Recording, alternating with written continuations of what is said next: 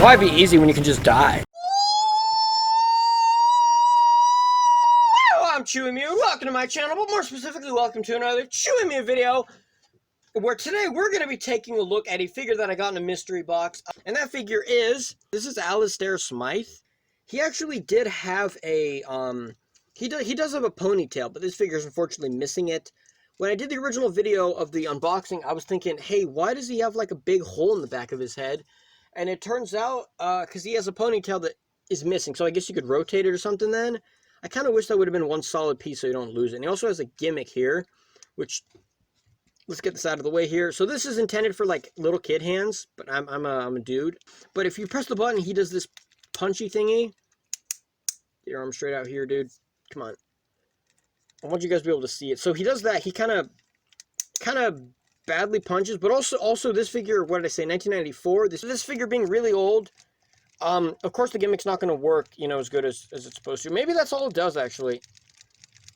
I guess they imagine you to put it here and then kind of just, like, spam it and punch Spider-Man over. I guess that's kind of the objective. Let's see if it can punch over Venom. I don't have any figures that scale with him, so he's going to have to be punching way above his weight class here. So let's test this out here.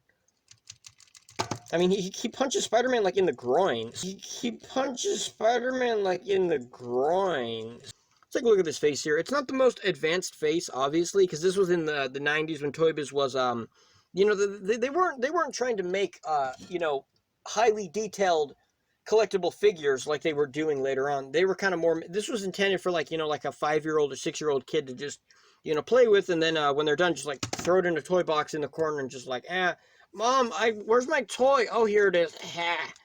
I checked on eBay. This is like, I think like $6 for this guy. There's like dirtiness on his arms right here. And so unfortunately, like you guys saw with Spider-Man, they don't scale with this 1/12 or the 1/12 or 6-inch scale. That's the same thing though. They don't scale within it. Like they're like, he's like a lot shorter because he should probably be like this tall compared to Spider-Man. He should probably be taller than Spider-Man. And honestly, if ToyBiz sold these, you know, like in the same scale, like a 6-inch, even if they were like slightly shorter, I would collect a lot of these, cause like obviously there's no way to get this guy. There's some other figures, can't remember. There's also Tombstone, Silver Sable. They do have very limited articulation. Basically, all they have is like legs like this, a knee like that, and then arms like this. They basically, most of them have like only like 6 points of articulation, like 1, 2, 3, 4, 5, 6, 7, 8. Oh, this guy is 8, really? Yeah, this guy has 8 points of articulation. Wow. But yeah, most of them have like around 5 and 10 points of articulation. There are some Spider-Man figures where they have, you can move the shoulders out like this and stuff. But most of them, the problem is that they're really short. Like Silver Sable, she's probably like maybe like this tall, probably. They're tiny. They're like, these guys are like, they're like in a weird space where they don't scale with any modern figures because they don't really fit with the 3.5-inch scale. Maybe they do. This guy's more like maybe around like 4 inches or something, 4.5. But either way, yeah, so some of those figures, there's no other way to get a Silver Sable by ToyBiz. There is a Hasbro version, but she's really expensive. So if I did want those figures, I wish ToyBiz made them like, if they made this guy like, if they would have made these guys like 6-inch scale, or if they would have made these figures like, you know, like if they made them like about this tall, maybe. To me, that would be good if ToyBiz, you know, like if there was like some kind of closer scale, like if there was like at least some, you know, but the scale, the proportions are way too off. If that wasn't the case, I would totally buy the Tombstone and Silver Sable, because I think Tombstone is kind of cool. The Hasbro one, again, is kind of expensive. So, but either way, let's talk about this guy here. The face is pretty simplistic. It does look pretty basic, kind of like, it does, to me, looks a lot like the 90s cartoon, where it's just, it's not super crazy detail and stuff. It's very simplistic. This little detail there is like looks like little fangs there on the side of his face. Little joints in between here, like a 4-pack there, some ab muscles, a little plastic there where the plastic sticks together. Some more weird muscles on the back here. Again, the gimmick that's kind of dumb. These arms, they're mostly just, they're like a bit of a hardish, they're bendable plastic on the upper part here, but then on the part that connects to his shoulder, it's a lot harder plastic. See some more lines there, here and there. They did sculpt the fingers, like even the, like the little, like these little wrinkles right here on the fingers. They even sculpted the fingernails too, which That still shows you the amount of detail ToyBiz still put into this, even despite how small of a scale this is. Little spikes that look kind of like fins. I guess these are like for slashing Spider-Man or something like that, or I don't know. Because I don't think he's aquatic. And then, speaking of aquatic, he has like Aquaman pants here. To me, they kind of make me think of Aquaman, where they have this kind of like texture here. Then he has like more spikes here on it with like a bunch of little tiny, like a little kind of circular, like fish scales kind of looking thing. I don't quite know. I don't remember how he got his powers. I don't remember how he got his powers, but I still think the design looks pretty cool. There's stuff on the butt, some paint rub right there. The detail there on the little shoes right there. He has like little kind of like spiked toes in a way. ToyBiz Incorporated, and then this one says 1994 Marvel China. Also, they were called ToyBiz Incorporated, so that's pretty cool. He does have peg holes, but these don't really fit on these kind of figures. Do I have any? I don't have any display stands near me. I don't know where all my display stands are, but from what I've checked, I don't think these peg holes.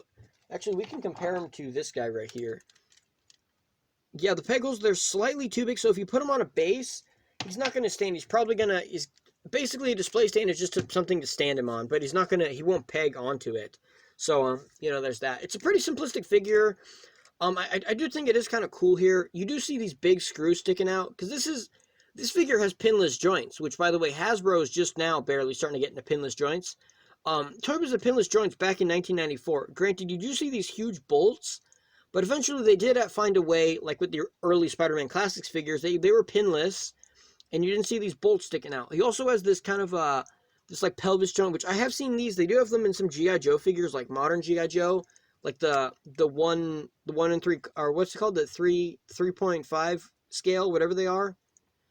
It does kind of look like, it looks like a T-shape with little balls on the end that plug into the legs here. Again, this is kind of something Hasbro did as well, where they have like these ball-shaped legs that kind of plug into the legs here. Like if I show you here with the shocker, the retro wave shocker, you can actually pop his leg off here. So you can see he has like a little ball joint thing here, a little ball joint that comes out of his pelvis, and that little ball joint plugs into his leg, and that allows for rotation. So, Hasbro, that's kind of weird. Hasbro, they copied Hasbro back in 1994. So that's kind of, or they copied ToyBiz. So Hasbro has always been kind of copying ToyBiz. Just, I bet not many people check on that. You could probably unscrew this and just take the leg apart, but that's not going to do too much. So let's go to his articulation now. The head rotates all the way around. He does have it is kind of like a ball jointed torso, but it doesn't have much posability. It does have this kind of rubber elastic band there in it, but it mainly does rotation here. And if you rotate it too much, this is like another gimmick that if you rotate it, he kind of punches here. Nothing in the arms. The legs rotate all the way around like this. You can do the splits. This 90s toy can still do the splits. Single bend in the knee. So yeah, I would totally have more 90s Spider-Man figures if they were in scale with, your typical, 6-inch scale Spider-Man figures. Looks like a kid in a costume compared to Spider-Man, like a full-grown man here. It's like, sucker. And then,